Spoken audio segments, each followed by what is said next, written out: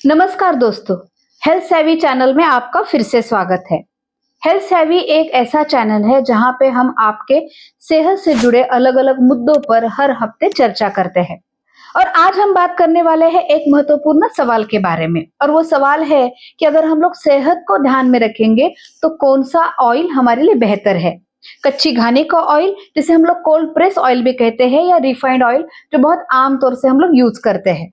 तो आज हम लोग दोनों ऑयल के बारे में जानेंगे, उनके फायदे नुकसान के बारे में जानेंगे, ताकि आप डिसीजन ले पाएंगे कि आपके लिए कौन सा ऑयल सही है।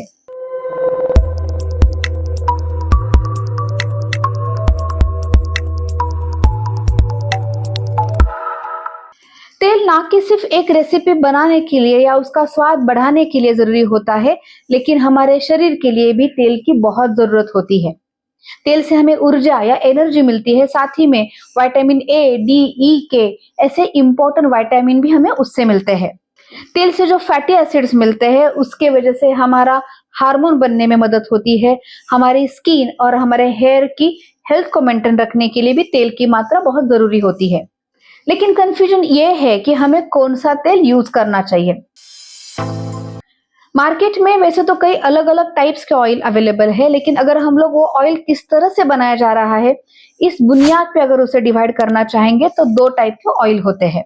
एक है रिफाइंड ऑयल, जो हम लोग अलग अलग केमिकल प्रोसेस से बनाया जाता है, और दूसरा है कच्ची घाने का ऑयल है, जिसे हम लोग कोल्ड प्रेस ऑयल भी कहते हैं। तो सबसे पहले हम लोग बात करेंगे रिफाइंड ऑयल के बारे में, उसके फायदे और नुकसान के बारे में। रिफाइंड ऑयल तेल बीजों से निकालने के बाद कई केमिकल प्रोसेस से गुजरता है। हीटिंग, जिसमें उसे लगभग 200 डिग्री सेंटीग्रेड पे हीट करना पड़ता है। केमिकल प्रोसेसिंग या डिओडोराइजेशन, जिससे उसका स्मेल हटाने में मदद होती है। तो अब हम लोग देखेंगे रिफाइंड ऑयल के फायदे के बारे में। रिफाइंड ऑयल का जो स्मेल होता है वो बहुत ही माइल्ड होता है, और इसलिए जब भी हम लोग उसे किसी सैलड में डाल रहे हैं या कोई रेसिपी में यूज कर रहे हैं तो वो रेसिपी का स्वाद नहीं बदलता या उसमें कोई अलग सा स्मेल नहीं आता। दूसरा पॉइंट ये है कि इस रिफाइंड ऑयल का जो स्मोकिंग पॉइंट है वो बहुत ही हाई होता है, जिसकी वजह से बहुत हाई टेम्परेचर में कोई भी चीज हम लोग उसमें आसानी से तल सकते हैं। और तीसरी बात, ये कंपैरेटिवली सस्ता होता है, और इसलिए आम आदमी इसे बहुत आसानी से यूज कर सकता है। लेकिन इससे कुछ नुकसान भी होते हैं।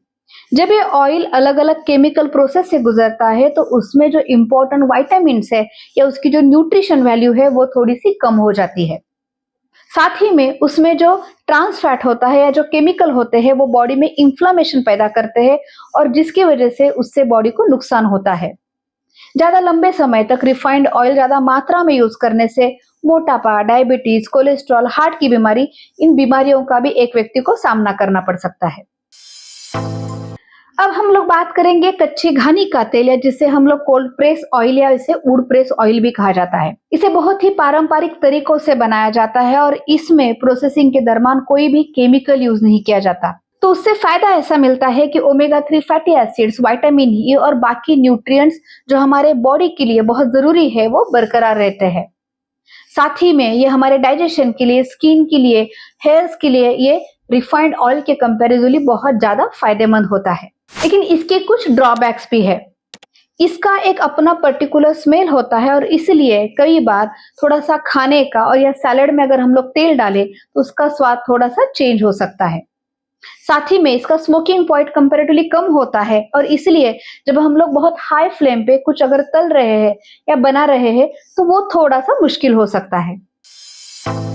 और आखिरी पॉइंट, क्योंकि इसे बनाने की प्रोसेस बहुत ही ऑथेंटिक होती है तो इसके बनाने की कॉस्ट और ये तेल की कॉस्ट कंपैरेटिवली हाई होती है, और इसलिए रिफाइंड ऑयल के कंपैरिजन में ये महंगा होता है। एक व्यक्ति को तेल का चयन या उसके जो चॉइसेस है वो अपनी जीवन शैली, मौसम और खान पान के जो तरीके हैं उस हिसाब से करना चाहिए।